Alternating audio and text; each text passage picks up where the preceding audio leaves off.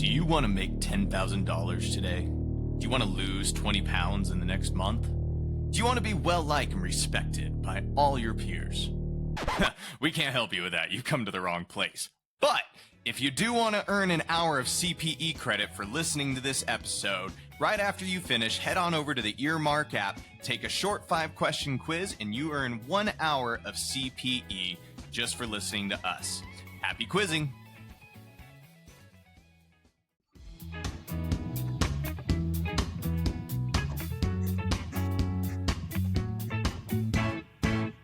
Welcome to Unaccountable, the world's okayest accounting game show podcast for product news, education updates. I'm your amortization amigo of a host, Tyler Otto, and I'm joined by the cash flow comedian, Jeremy Van Grohl. I like the shirt, dude. What is this? Thanks. This was a 5K I did back when I was probably 40 pounds lighter and much more agile. But what running a firm does to you. Yeah, right. Called the Houdini 5K or 10K. I don't know what it is. But yeah, Houdini lived in my hometown when he was very young. And, you know, it's like one of those things where it's probably here for just a couple of years. But the one thing that these little small towns can just grab onto.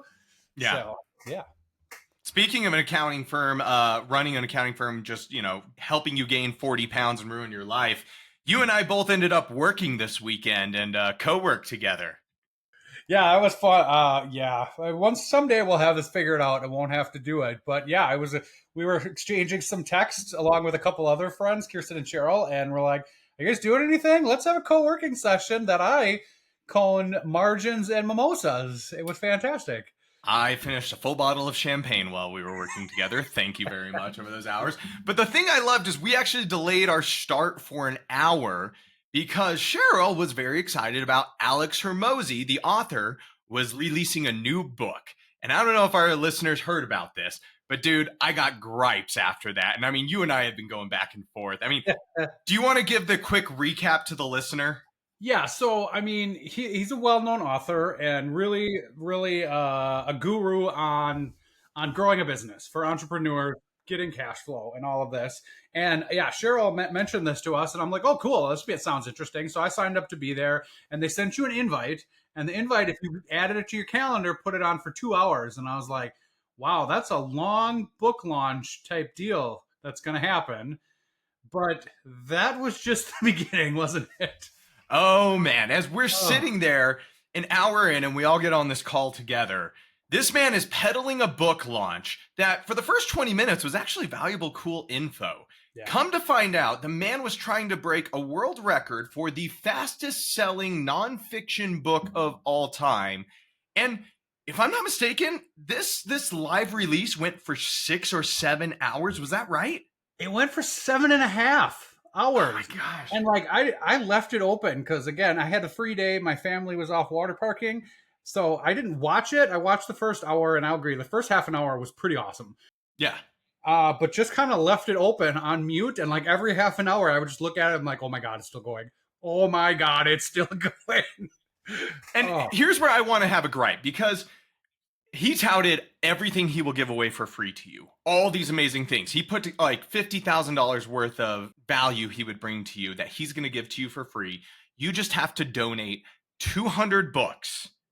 So you pay $6,000 or something to donate 200 of his books to other people. Now, you, me, Kirsten, Cheryl all start asking, wait, where are these books going? Like, who are we donating to? And then they say it's a deductible business expense. And we're just like, a donation can't be in exchange for goods or services. So if goods or services are being rendered, like, is it actually a donation because you're getting materials back?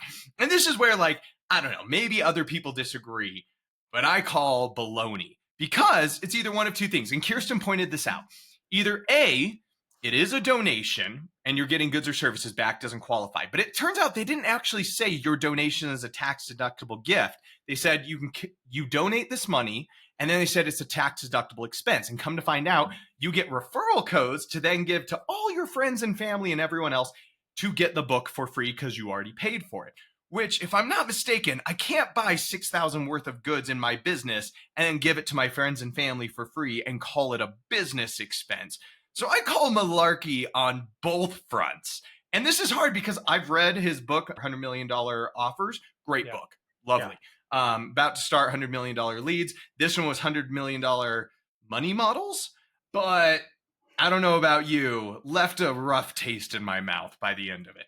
Yeah, and I work with nonprofits all the time, right? So even if you like sponsor an event, right, and give them money as a charitable thing, you still need to deduct the amount of services or goods you get back, right? So if like you go there and have a dinner, the dinner and you pay $500 and the dinner's worth 50, you're only getting a charitable donation for 450. Easy example, right?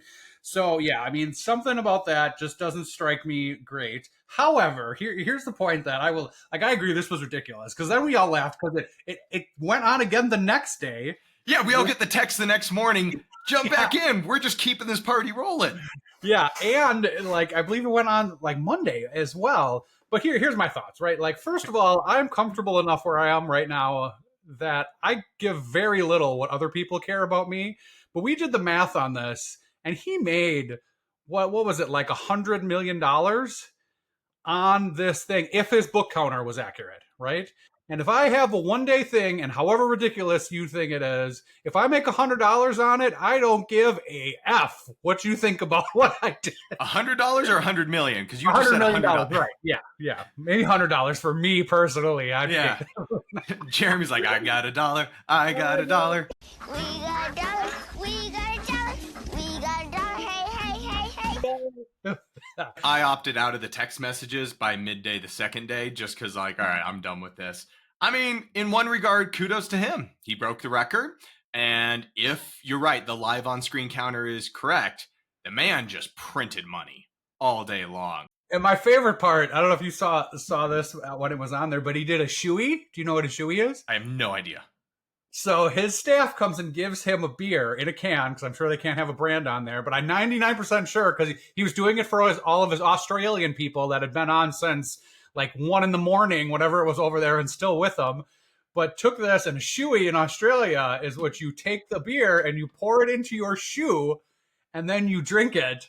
And I'm pretty sure it was like a Foster's oil can beer, which is like a little over 2 beers. And he drank that and then finished the rest of it. And you could tell for like the next 45 minutes, he was just a little spacey and like not quite staying on point, which I guess that would happen to all of us, right? You know, at some point you got to go for the entertainment value. So, I mean, kudos to him. Like, he broke a record, sold a ton of books. But if you guys are looking for a free copy of his books, I bet there are plenty of people out there that you know with 200 referral codes that they need to use in the next year. I mean, you're probably going to go find these things for $1 on Facebook Marketplace going forward. Yeah, and who has 200 people that, like, I probably have 200 people that I know that I would feel comfortable connecting with whatever, much less 200 people that would be interested in an entrepreneur money-making program and would actually, yeah, I don't know. I'm gonna find a friend and get a copy of the book. Oh yeah, no, I think Cheryl's already said she's gotten solicited once, and it's only been a couple days. Yeah. So yeah, everyone else out there, let me know if any of you bought the package and got all the add-ons that they were sending you as well. Let us know. Like, we'd love to hear your feedback on how that whole experience went, because it was interesting as an outside observer.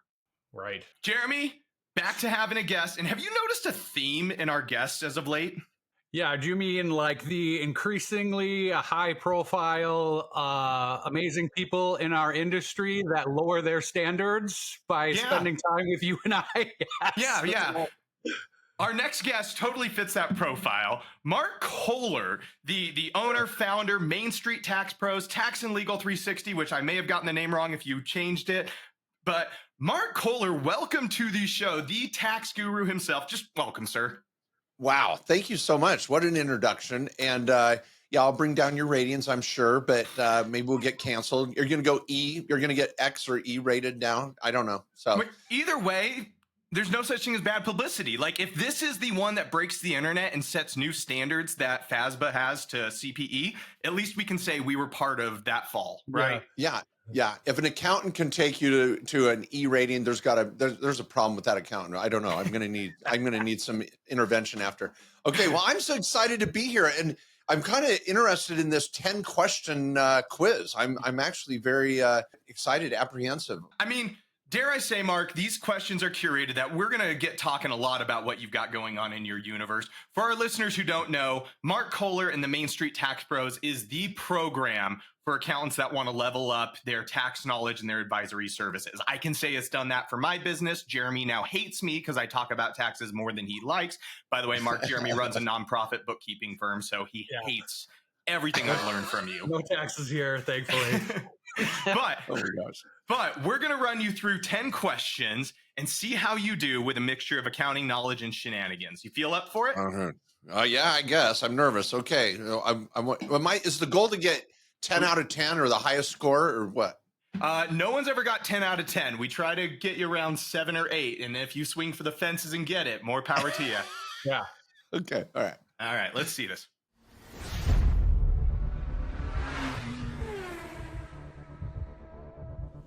Welcome to Fast Figures. 10 questions, 1 minute-ish. All answers are numbers. The game starts now. All right, a minute on the clock. Here we go. All answers are numbers. Remember that. Okay.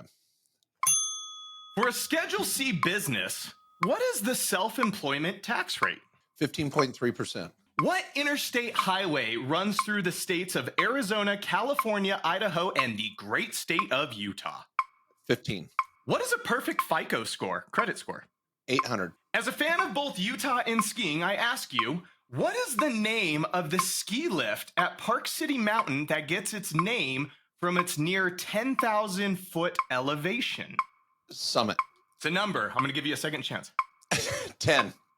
According to some very minimal internet research by me, the average beef cattle weighs greater than or less than 1,000 pounds. Greater than. While there are a few states that are exceptions to this rule, corporations must have documented meeting minutes of their board of advisor member meetings every how many years? 1. Amongst the many other rules I am not mentioning here, how many hours must a real estate professional spend on real property business in order to qualify as a real estate professional? 750. According to modern construction code, what is the standard distance in inches between studs in a wall? 16. How long must two people be married for the spousal benefit of Social Security to kick in for a non-working spouse? Wow. 1. To the nearest million, bees in a hive must collectively visit approximately how many million flowers to produce 1 pound of honey? Give me a million. 2 million. Well done, sir. How do you feel after that? I don't know, man. I'm excited to hear my results and unpack these. I've got some excuses coming, I'm sure. First question, Mark. The question was, for a Schedule C business, what is the self-employment tax rate? You said 15.3 correctly, and we just wanted to start you off with a softball. This is very easy early tax planning stuff that you get into with your course, and it's probably one of the easiest wins for most of your tax advisors. Would you argue not? Oh, yeah. It's an easy win to help a small business owner minimize this tax. You're going to replace it with another strategy, and you're going to minimize it. And if you are listening here and you're like, what the hell are they talking about? You can easily go to Schedule C and look at Schedule SE, actually, is what tells you what that dollar amount is you are paying. And it's calculated based on your net profit on your Schedule C. So I think every small business owner should know what that figure is if they're paying it. And let's look at minimizing it, eliminating it on the Schedule C, but then picking it up somewhere else on an S Corp, typically, S Corporation, and minimizing it. So lots of opportunity for small business owners to minimize that damage on their tax return. I'll be honest, most of the tax plans I do, this is, the first thing I'm looking for in the couch cushion to find, I just found $8,000 to already cover my $1,500 fee. You're done. Yep. There you go. Easy wins. Next question, Mark. What interstate highway runs through the states of Arizona, California, Idaho, and the great state of Utah? You correctly said I-15. And those states also have the honor of hosting at least one branch, if I'm not mistaken, of KKOS. What's it been like growing your empire from, I believe you said you started in Cedar City, Utah, to now having a multi-state empire? What has that journey been like? Well, it's been an incredible experience. We're super fortunate. We have offices in all four of those states. And for those that don't know, I-15 starts in San Diego. I love that spot where the road just forks off and I-15 disappears when you're going south. And I have driven it all the way from San Diego up to the Canadian border in Idaho. Not all in the same trip, but I've driven on that entire stretch. It's a beautiful freeway. I love I-15. I'm not kidding. I once wanted to do a coffee table book, My Life on I-15. I'm not kidding. I've lived off of I-15. I once did the math of within an hour's distance off of I-15 for over 35 years of my life. So I-15 is very, I don't know if you knew that, but anyway, so it's been a wonderful career in life being in those four states. So what's been the biggest lesson you've learned, expanding from one office to now how managing teams in multiple offices in multiple states? What's been like the biggest lesson or takeaway along that journey? Oof. Wow. Well, the first one that comes to mind, and it's a metaphor my partner and I started to use years ago on this principle, is if you're a bird hunter. So let's say any of you that might have gone duck hunting, goose hunting, pheasant hunting, if one of the true incredible experiences of being a bird hunter is having a great dog. Like if you have an incredible retriever, a pointer, there's different types of waterfowl and field dogs. If you have a great dog, it makes the experience so surreal and amazing when you're in the outdoors and you've got your best friend, this dog with you, helping you work the field and or out in the pond or lake or wherever you're at. Well, if you want to teach a hunting dog how to be a great hunting dog, you put them with other dogs. Like that's the best way to do it. If a dog has to learn all of these techniques by themselves, you have a much more difficult time as a hunter teaching this dog what to do. So it's interesting when you bring up offices. One of the things I've learned is that if you want to train good employees, you put them around other good employees. And this is where working remotely is a real challenge for me and my partner, because we believe being remote has its benefits. And I know there's now a type of work desire by some to be remote, and that's all they'll do. But I think they're also holding themselves back as employees, because when you can associate with other employees on a day-to-day basis, the energy, the culture of being in an office really helps you, and it helps the owners, I think, achieve better results as a community, as a tribe, as a company. So that's what we've learned the most, is to really work on culture and hiring good employees and building out an office culture. And they're different in our four offices in those four states, but they're all good in their own way. So anyway, big learning experiences there. That's awesome.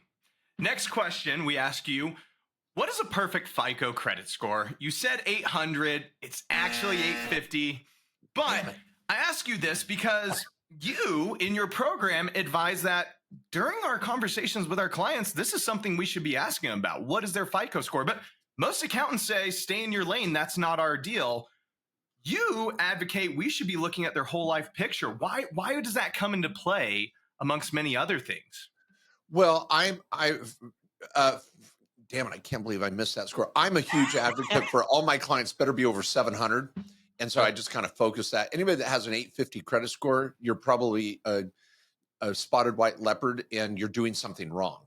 Frankly, I would argue, because you should be using your credit. Now, I love Dave Ramsey. He's saved the lives of millions of people. I've done Financial Peace University. I've had my kids go through it. We've had our employees go through Financial Peace University.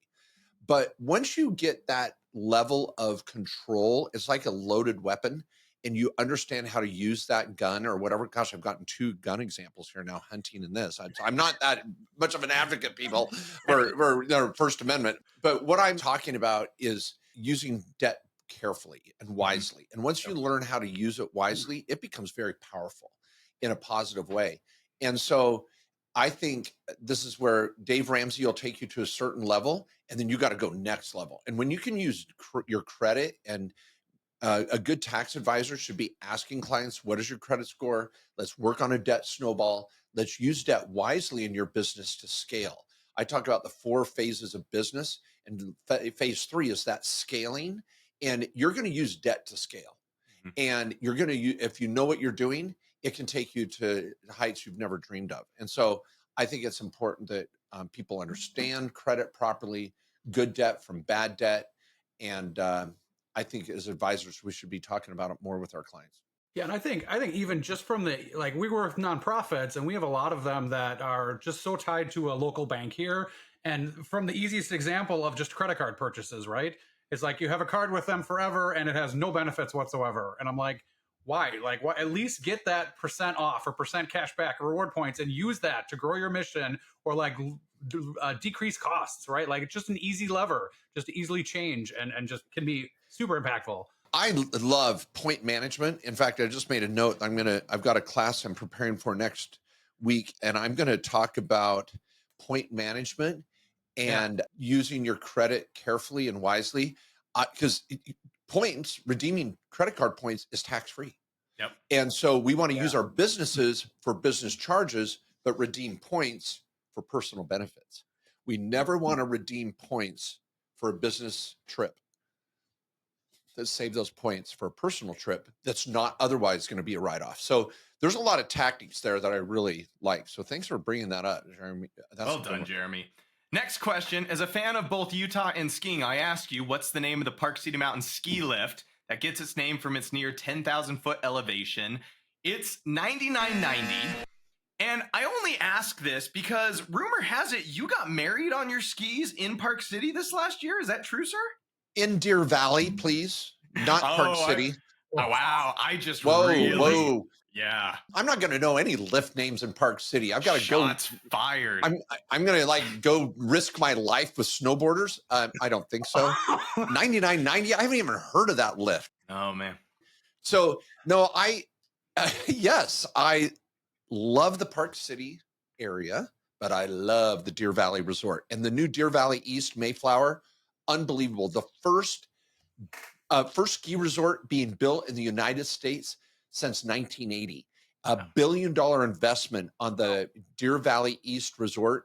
And think about it, people, like there hasn't been a ski resort built in over 40 years in the United States. It's just been expansion after expansion. So this new ski resort that they've now annexed into Deer Valley, skiers only skiers only resort in America, is unbelievable. And it's just gorgeous. And so my wife and I, now celebrating our 8th month of marriage. We're so happy, blending 7 incredible kids and a beautiful family we're so grateful for. We got married in our ski boots on the ski hill, skiing down to the St. Regis Ski Resort.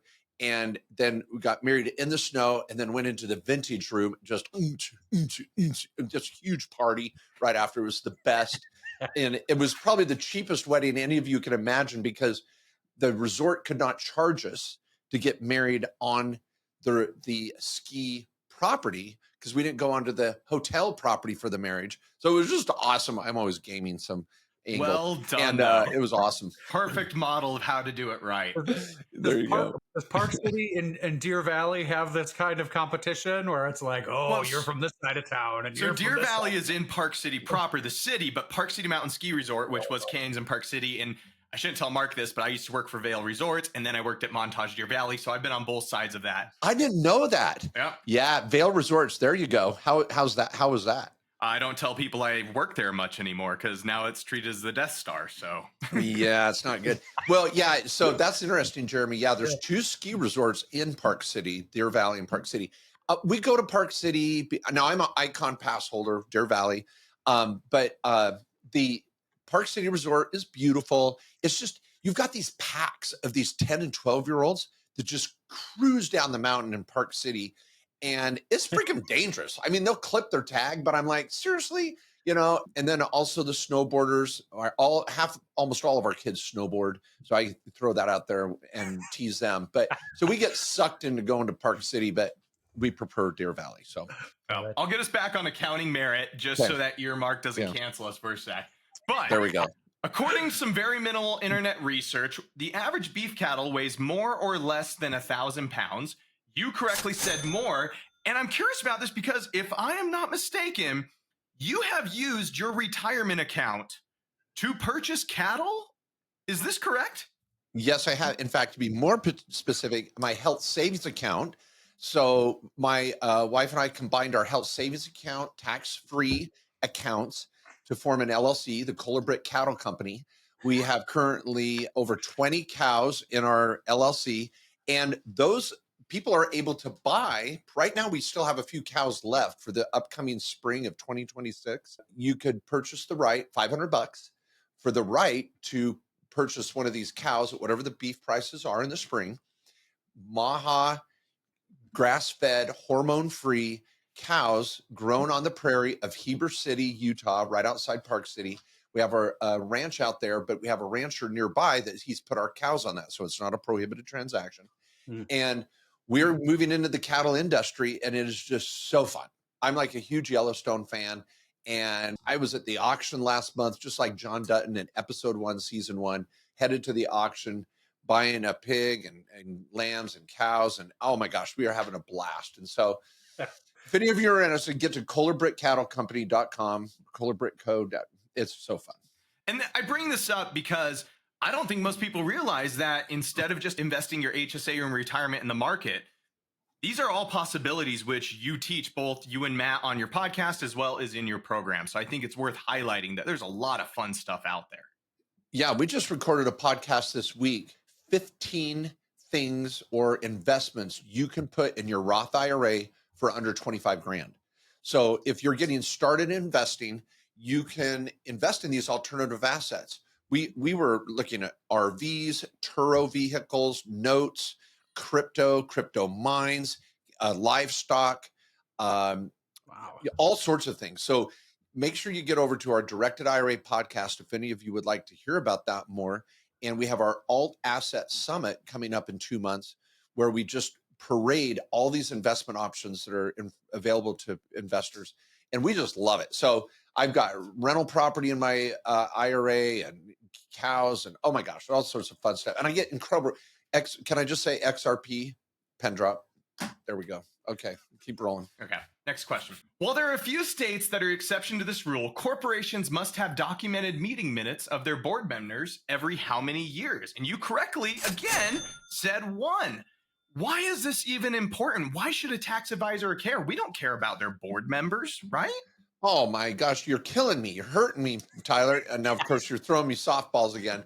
But, I'm so sick of Wall Street saying, oh, you need a family office. Oh, okay. When you hit $10 million net worth, 100 million, you can have a family office. People, do not listen to that rhetoric. It is bullcrap. Every small business owner in America should have a family office. And it's the 3rd bedroom down the hallway with a hide-a-bed in it. That's your family freaking office. And you should be having an annual board meeting, a board of advisors, a board of directors.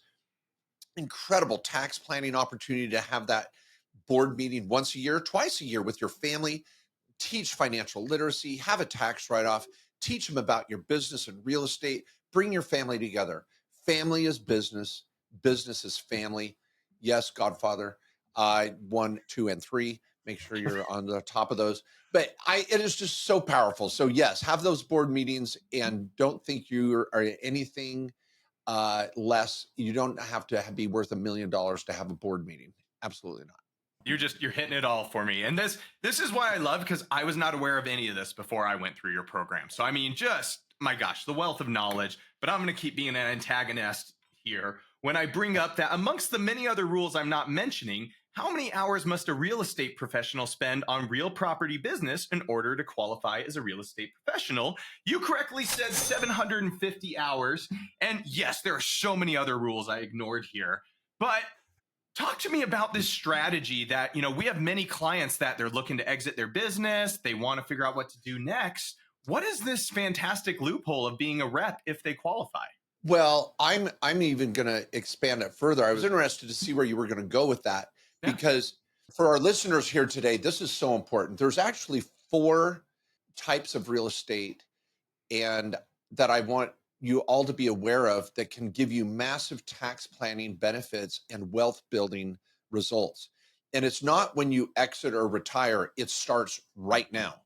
And those 4 are a long-term rental strategy, which if you do qualify as a rep or real estate professional, you can get some flow through tax benefits.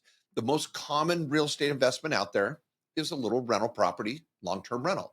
But number 2, now out there close behind, is the short-term rental, the Airbnb, VRBO short-term rental strategy. You only need 100 hours of material participation to take advantage of that bonus depreciation loophole. So I love the short-term rental strategy, and you don't have to be a real estate professional to exploit it. The third strategy out there that many people don't realize is extremely common is the self-rental. And you become your own landlord. So if you're a business owner paying rent to some other third party, stop the insanity. Go out and you can be your own best tenant. Or Jeremy's worst tenant, but you know. Well, the Dash 4 election requires no material participation. The Dash 4 election allows you to do a cost seg and take bonus depreciation under the One Big Beautiful Bill and take massive tax deductions when you go buy your own storage unit, warehouse, strip malls location, commercial rental, anything like that. You talk to a realtor right now, people, and there are commercial spaces that you do not realize exist for your business. Stop paying rent to someone else. And then the fourth, another fast-growing real estate area of investment is the syndication. There's more and more direct syndications that if you qualify as an accredited investor, you can be investing your retirement accounts and your own money into multi-unit properties. And if you have a real estate professional status, great. If you don't, you're still getting better ROI than a REIT. Are you kidding me? So get into the syndication world. All 4 of those strategies are available inside your retirement account as well. And it's really, really important that you're looking at all 4. Dare I want to tie this into the next question too, because I'm going to keep you going on real estate. Because according to modern construction codes, what is the standard distance in inches between studs in a wall? 16 inches. Well done. You sound like a man that has done a bit of DIY himself on some flips and remodels. But why do you love real estate so much? Yes, you talked about these 4 possibilities, but why do you love real estate as an option compared to most anything else as a potential investment? Well, the reason why I love real estate is there's been more wealth built in this country than any other asset class than real estate. No other asset class has produced more wealth than real estate. It is absolutely critical that people consider it as part of their investment portfolio. And you don't have to be rich to get started in real estate. I just mentioned 4 particular options or types of real estate within that asset class. So I have loved it. My dad would take me out and we would work on our rental properties as a kid, and he owned his own buildings for his business. And I shouldn't say buildings, meaning they were huge, they weren't, but that's how I learned to get my feet wet in real estate, was going out with my family, and we would paint and clean and be the janitorial service for our locations too when I was a kid. And I learned that and loved it. And so, yeah, just last week, I was out on the ranch working on a shed, and I had this new freaking awesome DeWalt nail gun. It was so freaking awesome. And they've got some new electric ones with the 20 volts that are amazing. I don't even have to use an air compressor. So I'm throwing, and my daughter, she's actually headed to the office right now with a new DeWalt braid, 18 gauge braid nail gun. I love those. So I love to work on real estate. And I think working with your hands and creating something that's going to create long-term wealth is so exciting and fun. So yeah, I was just putting up 2x4s last week and 16 inches. Boom. You got to know that. I mean, no-brainer. That's now the 3rd gun reference. So I'm going to need to see your NRA card. Yeah. And I'm not even a member of NRA. Well done, Jeremy. Yeah, there you go. We got 2 questions left for you. First up, and this one, we go as far into this conversation as we want, but how long must 2 people be married for the spousal benefit of Social Security to kick in for a non-working spouse? I was actually looking for the answer 10, because after that they get divorced. But you are correct. 1 year if they don't get divorced. If one of them dies, 1 year is the correct answer. So Wow. technically getting it right. But again, you know what's funny about this is I was looking for that 10 because again, this is something else we learned in your program. This is how far you guys go into teaching your community. And you know, it's curious, but like many business owners, I hear all the time, my wife is on payroll so she can get Social Security. How do you feel when you hear that from a business owner? Well, or as a tax advisor, if I may say, is people pay way too much in tax again, thinking that their spouse, stay-at-home dad, stay-at-home mom, needs to take a paycheck in order to get Social Security. It's a myth. It's a lie. It's wrong. And by the time you pay in to get anything over the spousal benefit, you're losing money. Mm-hmm. So spousal benefit is super powerful. And for those listening, what that means is your stay-at-home husband or wife is going to get Social Security whether they get a paycheck or not. And if you have a paycheck, because years ago, the government said, we don't want to penalize that stay-at-home spouse from getting Social Security. We're going to give them a portion of the other spouse's benefit. And again, if they're married 10 years and get divorced, they've got to have married for at least 10, but at least if they're married at least 1 year, they're getting that benefit. Now, if I can add something else, is that all right, guys? Yeah, go for it. This is your show. I was teaching a class yesterday to a group of RV owners, and one of the questions they asked was, this man asked, next year, I'm eligible for Social Security, 62 years old. And he said, next year, I'm eligible for Social Security. Should I take less income out of my small business so I'm not penalized with my Social Security benefit? And I was like, oh my gosh. I was so grateful to have this opportunity, and I'm going to say it here now. Do not, I cannot emphasize this enough, rush out to take Social Security the minute you're eligible. It is the worst financial decision you can make. In fact, the government penalizes you up to 30% for taking Social Security before your full retirement age, which is 67. And I know some of you are like, oh my gosh, Mark, you don't know the pain I'm in. You do not know the pain you're going to be in by rushing to take Social Security early. So wait until full retirement age. And then on top of that, if you can wait every year you wait until age 70 to take Social Security, your benefit goes up by 8%. So you can have almost a 30% penalty to a 24% benefit. That's a 54% increase in your Social Security by just waiting. And guys, 70 is the new 60. Yep, 60 is the new 50. I mean, you're living longer. People, do not rush out to take Social Security. And if you make too much money, your Social Security benefit is limited. Your Social Security is taxed. Yes, the one big beautiful bill minimizes that tax a little bit, but not entirely. People, be careful. Get a Social Security analysis. Do not rush out and take Social Security too early. Take Medicaid. People wait to take Medicaid. You're damaged her there. It's weird. If you don't take Medicaid right when you're eligible, you're penalized. If you take Social Security too early, you're penalized. There's an art. Get a consult. There's a perfect Goldilocks spot for all of this. I love it.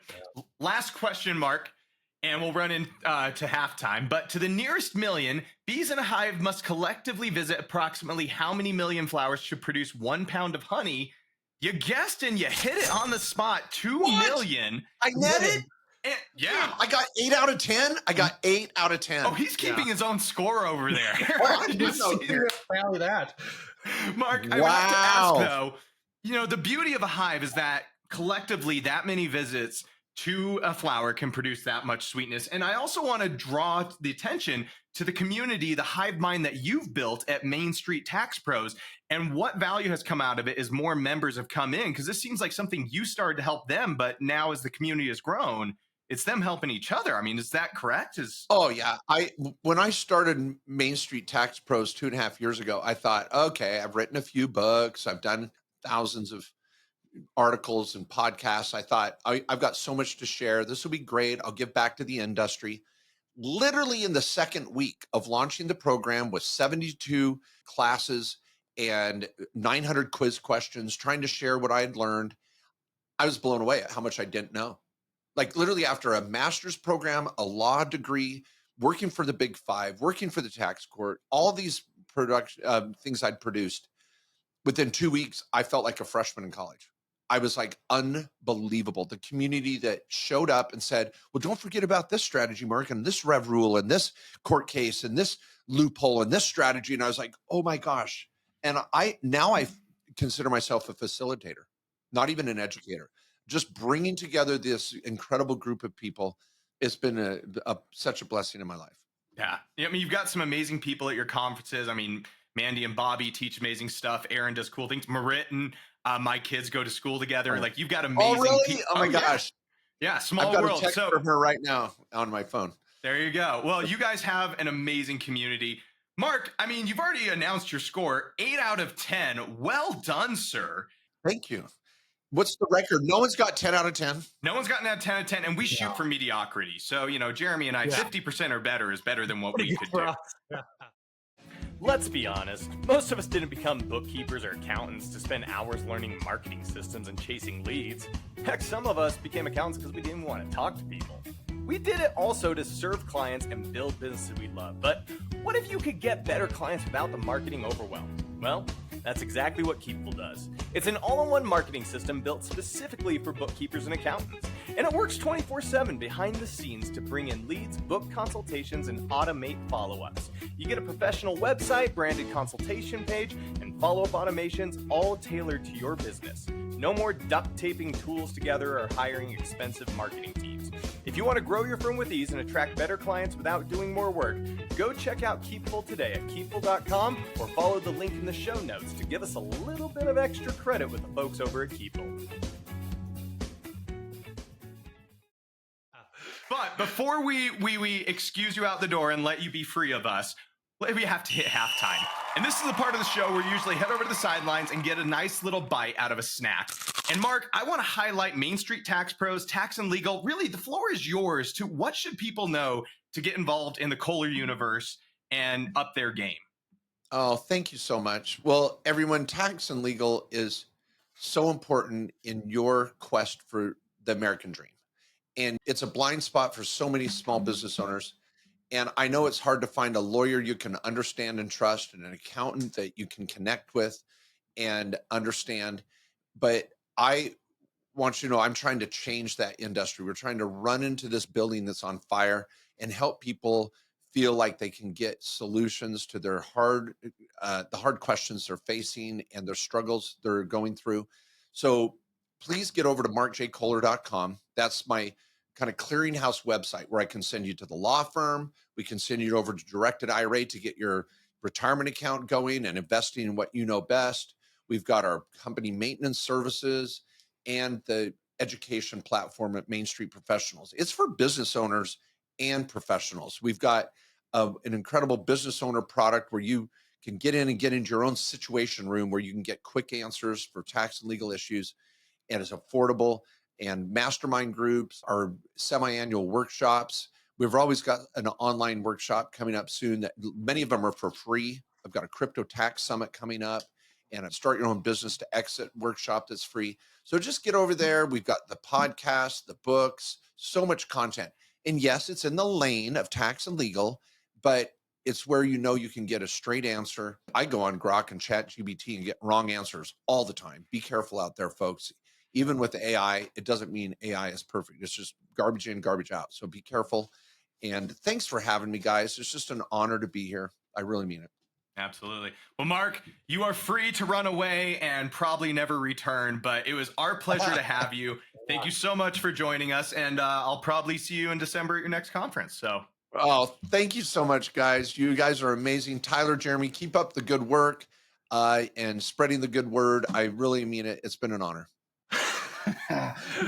All right. Well, that was fantastic, man. Wow. Like, again, industry professionals in the upper echelon coming here. Oh, word has not gotten out what career suicide this is yet. Yeah. So let's just keep milking this while we can, man. Let's roll it. All right. We got one more game here today, and I'm bringing back a favorite. We're going to do some Name That Tune. Oh, bring it on. And because we had a little bit, well, we went off the rails a little bit at the beginning, but kind of a tax focus with Mark and his knowledge here. So we're going to do a Name That Tune focused on popular songs that have tax in them. Okay. Are you ready, sir? No, but whatever. Let's do it. All right, I'm lobbing you a softball to start out with. We've had this one before. There's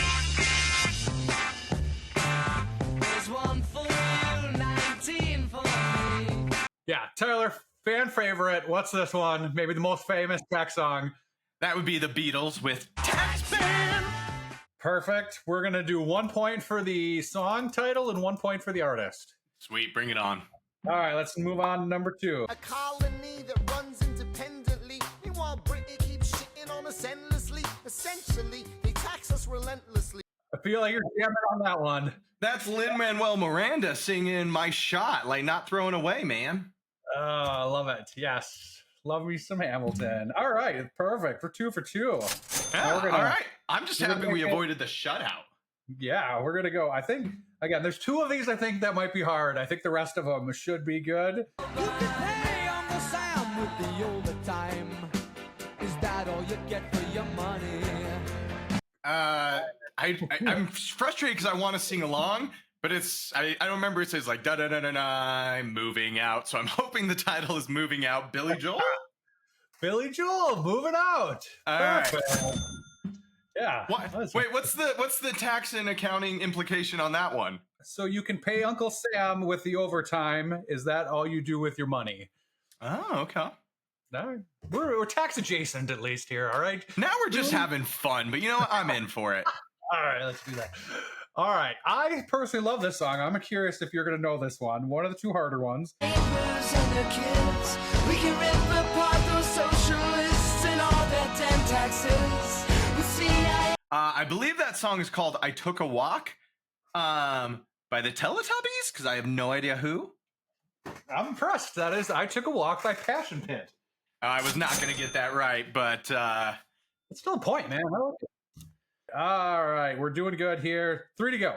But when the tax man comes to the door, now the house looking like a rummage sale. I believe. Oh man, I'm going to get grilled by my family that listens to this podcast for not knowing the artist. That is "Fortunate One" by Leonard Skinner. I'll give you the 1 point. Fortunate Son "Fortunate Son." Sorry. by CCR, Creedence Clearwater Revival. Oh yeah. All right, my Pretty bad. good, man. You got a point on every one of them. All right, now I'm going to be really impressed if you get this one. This one's a little obscure. I might have gotten this one, I think. At least I would for sure have gotten the artist. I don't know if I would have got the song. And how much did you spend on your black leather jacket? Is it you or your parents in this income tax bracket? I have no idea who that is, but I want to take a guess. Can I get 2 guesses at the band name and just forego the guess of the song title? Yeah. Go for it, yeah. It sounds like Cake. Is it Cake? It's Cake! Yeah! All right, I'll say- what song is that? The Rock and Roll Lifestyle. How much do you All pay right. for your rock and roll lifestyle? Is that you in that income tax bracket? All right, last one. This is just clean, wholesome fun. We're not getting into tax merit, but I like it. Oh yeah, but like again, thank you, new listeners. You get some Mark Kohler, and then you get some shenanigans. Yeah, we'll roll with it. Last one. Our debts are paid, I'm afraid. Don't tax the South because we got it made in the shade.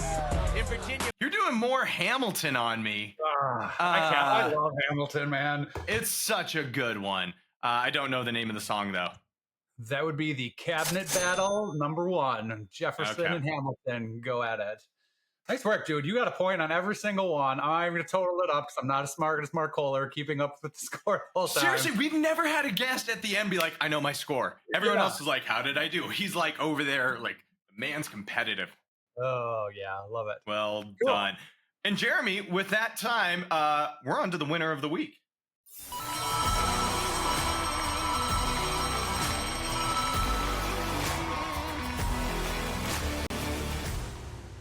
So I'm going to start with the loser of the week here. So one last question, since you're doing so awesome here.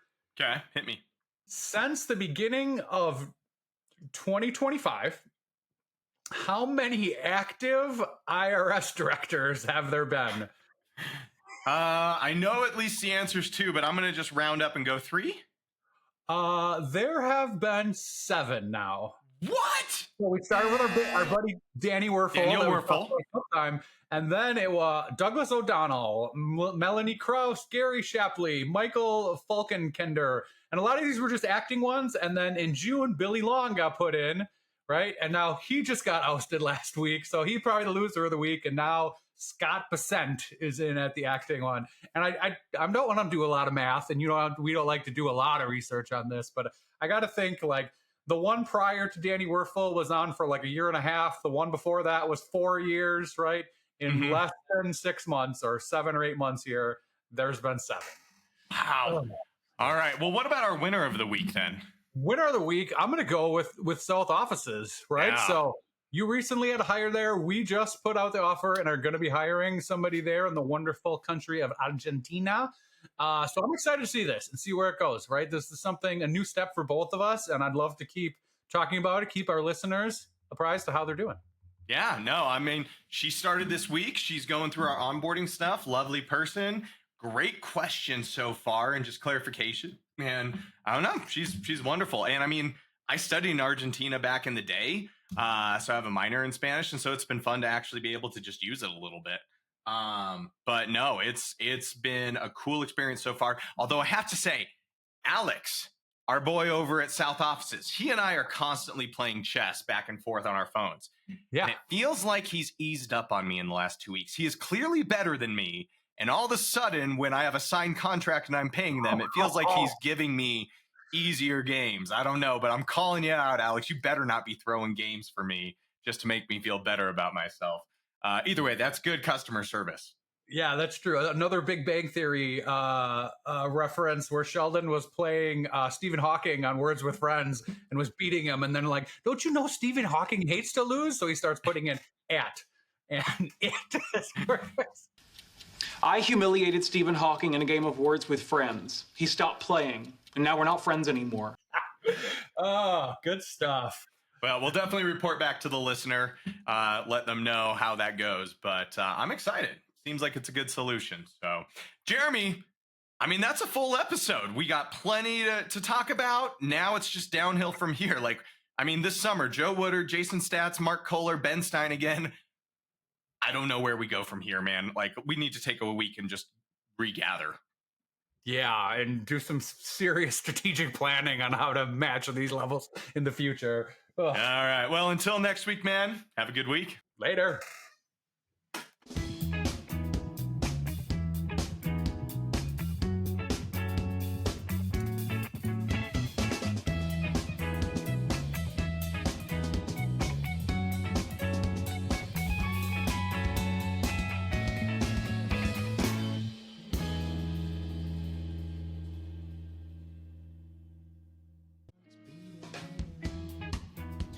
Hey Tyler, my staff has asked me to get better knowledge and training in spreadsheets and Excel. Any ideas? Well, yeah, dude, I'm a little offended. You go to tylerauto.com, we have a course on intermediate Excel formulas. Just have them go over there and use the promo code unaccountable for 50% off. Nice. Gonna do that. Thank you, sir.